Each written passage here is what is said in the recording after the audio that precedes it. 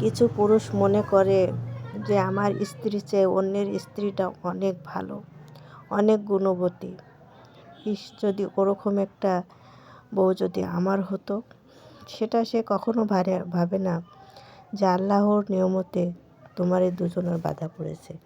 কিছু পুরুষ মাসা আছে শুধু বইয়ের দোষ ধরতেই জানে।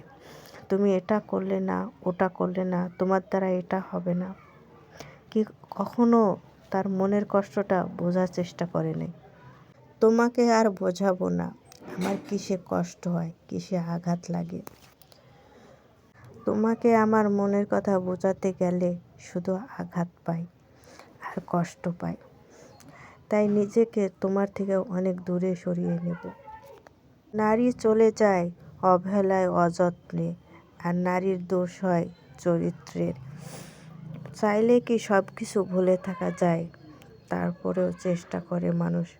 কষ্ট বুকের ভেতরে চেপে রেখেও মানুষ ভুলে থাকার চেষ্টা করে। কিছু কিছু ছেলেরা আছে বাহিরের চকচকে দেখলে মনে হয় এটাই অনেক মূল্যবান জিনিস।